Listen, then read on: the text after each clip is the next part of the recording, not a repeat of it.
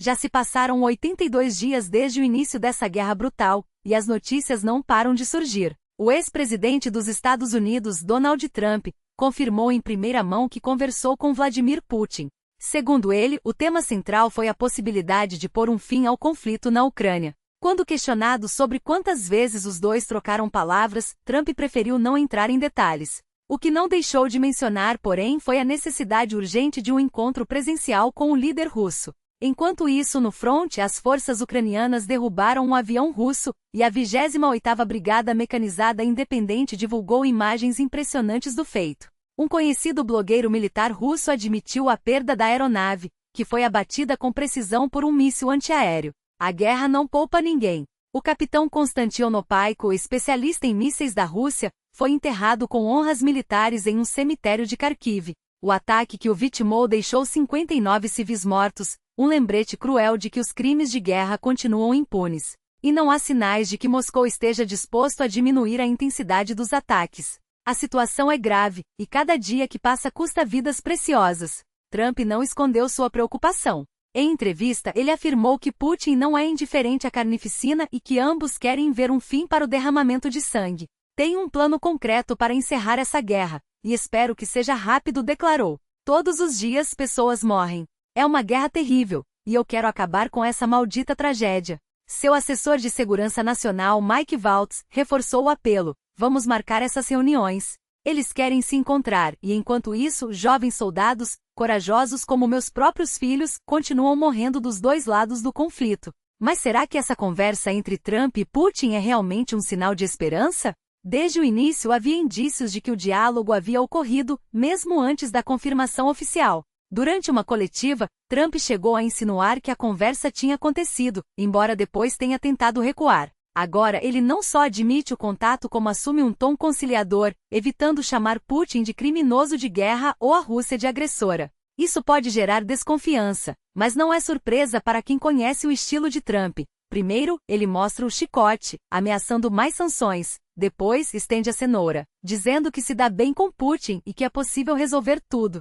Claro que Putin também sabe jogar esse jogo. Ele certamente usou uma retórica cuidadosa, talvez até sugerindo que a culpa pelo conflito é da Ucrânia ou de Zelensky. Afinal, é uma estratégia antiga, culpar o outro enquanto se apresenta como vítima. Trump, por sua vez, já deixou escapar que, se eleito, poderia até reconsiderar o apoio militar a Kiev. Mas será que isso levaria a Ucrânia a se render? Improvável. Mesmo sem a ajuda americana, o país não aceitaria condições que ameaçassem sua soberania. Ainda assim, é cedo para tirar conclusões definitivas.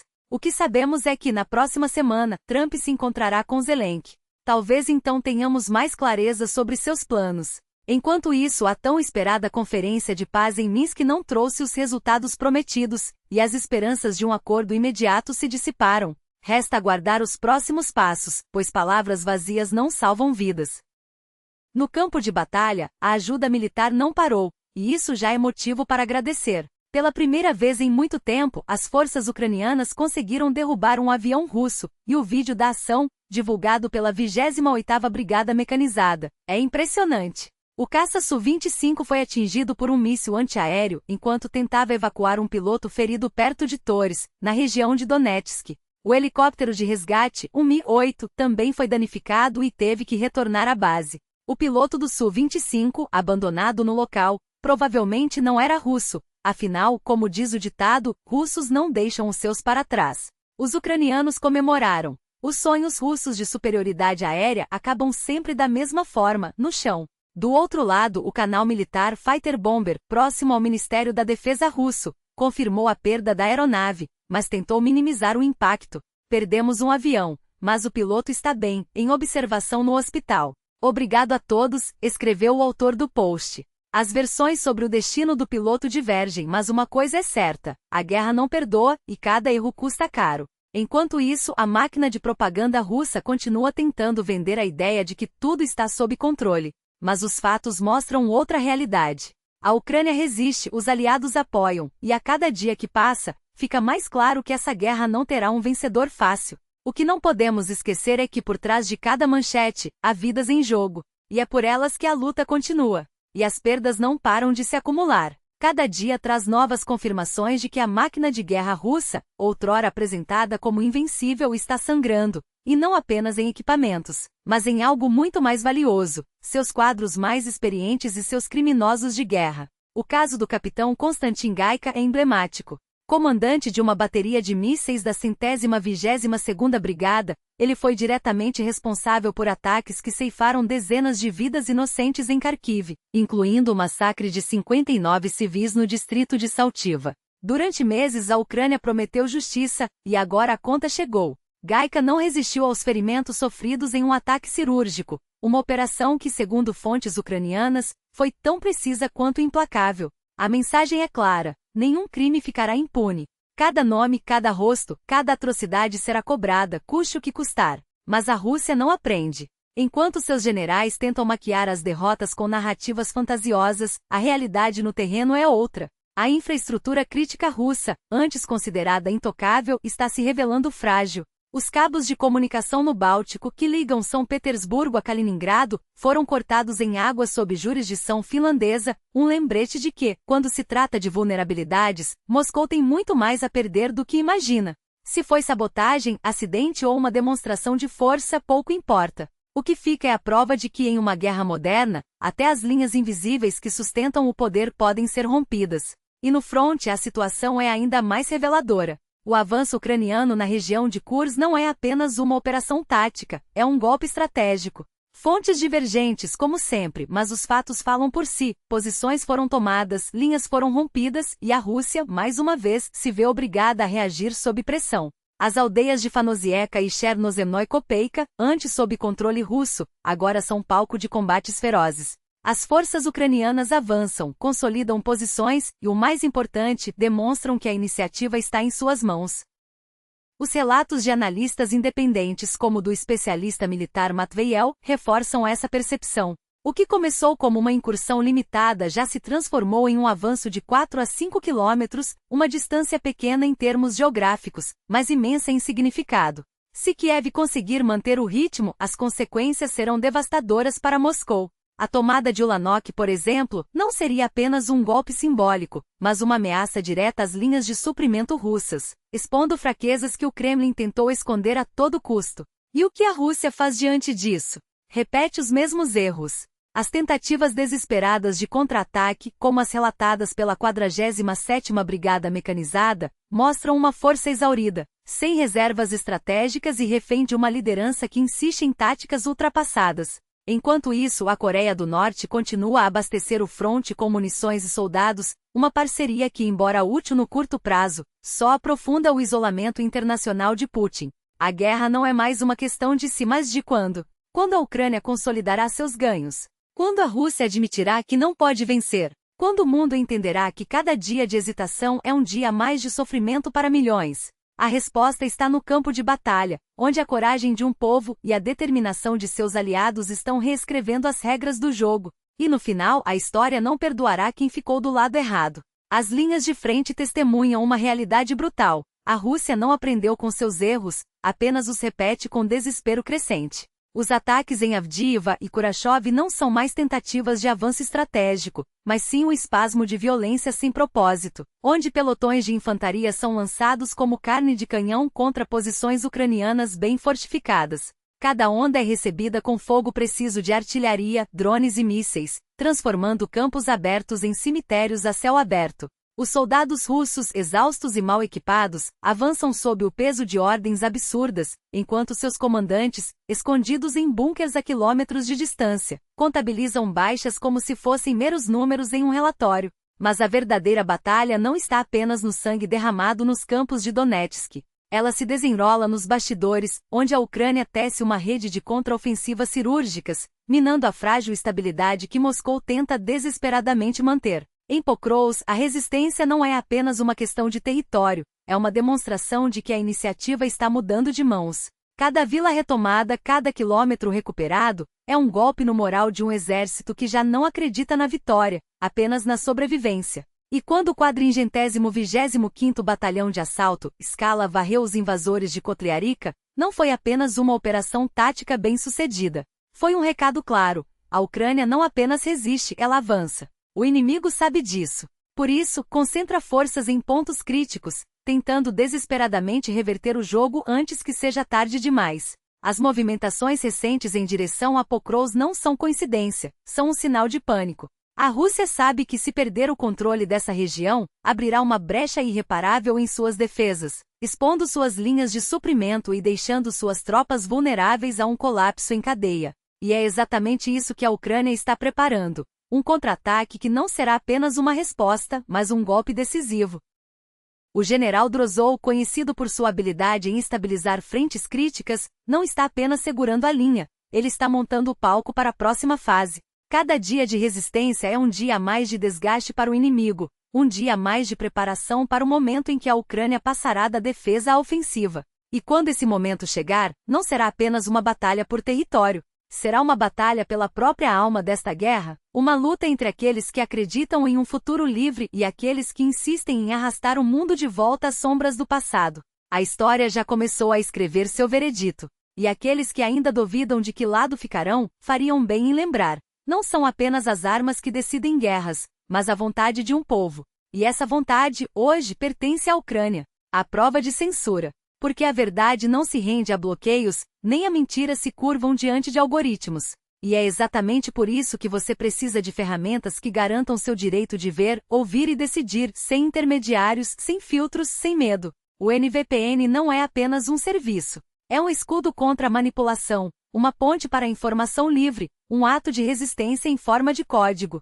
Com ele você acessa não só o que quer, mas o que precisa, canais independentes, análise sem amarras, vozes que o sistema tenta calar. E o melhor, cada conexão sua financia diretamente aqueles que lutam para manter a verdade viva, como este canal, como os jornalistas que arriscam tudo para contar o que outros preferem esconder. A compra é simples, segura e sim, ainda legal. Cartões russos. Funcionam. Transferências internacionais?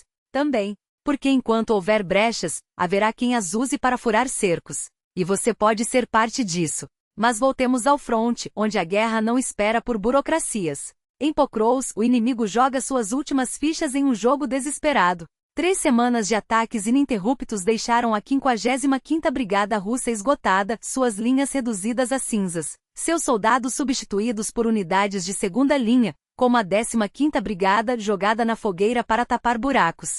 Ainda assim insistem. Concentram forças em um corredor estreito, tentando romper em direção a oeste, como se a obstinação pudesse substituir estratégia. O problema? A Ucrânia não está apenas resistindo, está aprendendo. Cada assalto russo é recebido com fogo de artilharia, drones e uma defesa que se adapta mais rápido do que o inimigo consegue avançar. Em 3 dias, o que deveria ser um avanço fulminante virou um impasse sangrento. E enquanto Moscou divide suas tropas entre Pokrovsk e Avdiivka, tentando atacar em 2 frentes, a verdade se impõe. Não há homens suficientes, nem munição, nem tempo. Ao sul, em Kurashov, a história se repete. A 90ª Divisão de Tanques, outrora uma unidade de elite, agora se arrasta em ataques descoordenados, tentando tomar posições que mudam de mãos como cartas em um jogo de azar. As tentativas de cercar Avdiivka pelo leste falharam. As investidas pelo norte, perto de Ocheretine, também. E cada fracasso custa caro, não só em vidas, mas em moral. Porque uma máquina de guerra que depende de substituições constantes e táticas previsíveis não está vencendo. Está apenas gastando seus últimos recursos. Enquanto isso, em Chasiv Yar, a batalha se intensifica. As forças russas avançam metro a metro, mas a cada passo encontram trincheiras, minas e soldados que não recuam. As alegações de controle total são tão vazias quanto as promessas de vitória iminente. A realidade é que mesmo onde o inimigo avança, ele o faz a um custo insustentável, como em Torets, onde cada quarteirão tomado exige um preço que Moscou não pode pagar. E então a Kharkiv, onde a 3ª Brigada de Assalto ucraniana transformou a arrogância russa em uma lição de humildade. A famosa 4ª Divisão de Tanques, que chegou se gabando de esmagar tudo no caminho, encontrou algo que não esperava: resistência. Não aquela dos primeiros dias da guerra, frágil e improvisada, mas uma defesa profissional, onde drones caçam blindados, artilharia destrói colunas em movimento e cada tentativa de avanço vira um pesadelo logístico. Os números não mentem: 10 tanques destruídos, 30 soldados fora de combate, uma brigada inteira reduzida a escombros. E o mais irônico, a primeira armadura russa, outrora símbolo de poderio, agora é chamada de primeira comédia pelos próprios ucranianos. Porque quando seus melhores blindados afundam em rios antes mesmo de chegar à linha de frente, quando seus soldados são dizimados por ataques aéreos antes de ver o inimigo, quando seus generais ainda insistem em táticas da Segunda Guerra Mundial, o que resta senão o ridículo? A guerra não se decide apenas no campo de batalha. Decide-se na capacidade de adaptar-se, de aprender, de superar. E é aí que a Ucrânia leva vantagem. Enquanto o Kremlin repete os mesmos erros, Kiev inova. Enquanto Moscou esconde suas baixas, Kiev as transforma em lições. Enquanto a Rússia conta com o cansaço do mundo, a Ucrânia conta com sua própria determinação, e com aliados que, mesmo hesitantes, sabem que recuar agora seria trair o futuro. O inverno se aproxima. E com ele, novas ofensivas, novos desafios, novas tentativas de quebrar a resistência ucraniana. Mas uma coisa é certa, não serão as armas russas que decidirão esta guerra. Será a vontade de um povo que se recusa a ser escravizado. Será a coragem de soldados que lutam por algo maior que território. Será a escolha de cada um de nós de apoiar, de resistir, de não desviar o olhar. Porque no fim, a história não perdoa quem escolhe o lado errado. E ela já começou a escrever seu veredito. Chegou a hora de encarar a verdade. Cada metro conquistado pela Rússia é pago com sangue, mas cada metro defendido pela Ucrânia é uma promessa de liberdade. As linhas de frente não são apenas coordenadas em um mapa, são trincheiras onde se decide o futuro de uma nação. E enquanto Moscou despeja suas últimas reservas em ofensivas desgastadas, Kiev transforma cada recuo tático em uma lição de resistência. Veja o que acontece no leste. Os russos avançam centímetro a centímetro, como se cada passo fosse uma vitória, mas cada passo também é um erro. Eles tomam ruínas, controlam escombros, celebram a ocupação de cidades que já não existem, enquanto os ucranianos se reorganizam nas sombras nos porões, nas linhas de suprimentos que teimam em não quebrar. A cada tentativa de cercar Bakhmut, a cada assalto fracassado em Avdiivka, a cada dia em que não conseguem romper as defesas em Vuhledar, fica mais claro, a máquina de guerra russa está emperrada. Não por falta de munição, não por falta de homens, mas porque enfrenta algo que não pode ser medido em tanques ou drones, a determinação de quem luta por um lar. E o que dizem os fatos? Que os russos jogaram tudo o que tinham no Donbas e ainda assim não conseguiram o que queriam. Que suas vitórias são na verdade derrotas disfarçadas de avanço, porque cada posição tomada custa mais do que vale. Que seus generais, outrora arrogantes, agora tropeçam em rios como Chorniz e Erebetes, onde a geografia se tornou uma armadilha. Eles sonham com ofensivas estratégicas, mas a realidade é que mal conseguem manter o que já conquistaram. Enquanto isso, a Ucrânia não precisa de milagres, precisa de tempo. Tempo para treinar seus soldados, tempo para integrar novas armas, tempo para transformar cada recuo em uma armadilha. E é aí que entra a nossa parte. Porque esta guerra não será decidida apenas nos campos de batalha, mas nas escolhas de quem assiste de fora. Cada doação, cada voz levantada em apoio, cada pressão sobre governos para que não fechem os olhos é um tiro certeiro contra a máquina de guerra russa. Moscou conta com o cansaço do mundo, com a indiferença, com a ilusão de que isso não nos afeta. Mas a história já mostrou, quando um povo se recusa a se curvar, até os impérios mais poderosos acabam por ruir. Eles querem que acreditemos que a Ucrânia está sozinha, mas não está. Está ao lado de todos aqueles que ainda acreditam que a liberdade não é um privilégio, mas um direito. Está ao lado de cada um que entende que se Kiev cair, será apenas o começo. Porque guerras não terminam quando um exército vence, terminam quando um povo se recusa a perder. E esse povo, hoje, está de pé. Mesmo entre os escombros, mesmo sob fogo, mesmo quando o mundo parece ter esquecido. A pergunta não é se a Ucrânia vai resistir. A pergunta é, de que lado você vai estar quando a história julgar? Porque a Ucrânia não está apenas lutando por sua terra, está lutando por um futuro onde ninguém mais precise escolher entre morrer de fome ou morrer em combate. Onde um jovem de 18 anos não seja tratado como carne de canhão, mas como alguém que merece uma chance de sobreviver para contar a história. O novo contrato militar não é uma convocação forçada, mas um chamado àqueles que entendem que a liberdade exige coragem, e que essa coragem não pode ser desperdiçada em batalhões mal equipados ou comandantes que tratam vidas como números descartáveis. Porque não se trata de quantos corpos são enviados para a linha de frente, mas de quantos retornam para reconstruir o que foi destruído. Não se trata de encher trincheiras com rapazes sem treinamento, mas de dar a quem já está lá as armas, o apoio médico e o respeito que merecem. Quando um soldado como Pavel, com a coluna quebrada e abandonado em uma vala, é deixado para morrer enquanto drones passam a 5 metros de distância sem sequer jogar-lhe uma garrafa de água, não é apenas uma falha logística, é uma traição. Quando homens com feridas abertas, dedos amputados e ossos expostos são arrancados de hospitais para serem atirados de volta ao inferno, não é disciplina militar, é sadismo disfarçado de ordem. E não são apenas os ucranianos que pagam o preço dessa crueldade. Do outro lado da linha de fogo, soldados russos são tratados da mesma forma, jogados em ataques suicidas com ferimentos não cicatrizados, arrastados de maçãs para caminhões como gado, forçados a marchar sobre suas próprias amputações. O que une esses dois exércitos não é a ideologia, mas o desprezo dos que mandam. Comandantes que veem seus homens como peças de um tabuleiro, descartáveis quando quebradas, substituíveis quando esgotadas. Homens como o Tenente Krimenko, que envia soldados para a morte sem coletes, sem munição, sem plano, e depois os acusa de deserção quando ousam sobreviver. Ou como os oficiais que deixam um combatente como Litinsky, com pulmões perfurados e clavícula estilhaçada, apodrecer em uma trincheira enquanto inventam desculpas para não resgatá-lo. A guerra não se ganha com corpos. Ganha-se com estratégia, com moral, com a certeza de que cada vida perdida foi por algo maior do que a vaidade de um comandante. A Ucrânia já provou que pode resistir.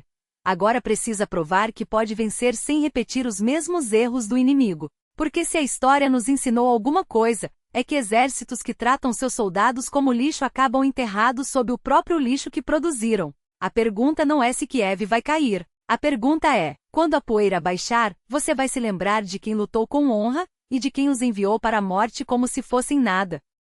Eis a verdade nua e crua que ninguém ousa dizer em voz alta. Um exército que protege seus monstros é um exército que já perdeu a guerra antes mesmo de a primeira bala ser disparada. Não se trata de disciplina, nem de hierarquia, nem de ordens superiores. Trata-se de uma podridão que se alastra quando homens como Kalina são deixados livres para transformar o campo de batalha em seu playground pessoal. Ele bebe até perder a noção, humilha os que enterraram seus mortos, ameaça famílias e pior, decide quem vive ou morre como se fosse um deus bêbado. E o que acontece? Nada, porque o sistema foi feito para proteger os Kalinas do mundo, não os soldados que sangram por ele. Imagine por um segundo, você está lá com o corpo quebrado, a mente esgotada, e o homem que deveria liderá-lo aparece cambaleando, fedendo a vodka, para cuspir na sua cara ou ameaçar sua família.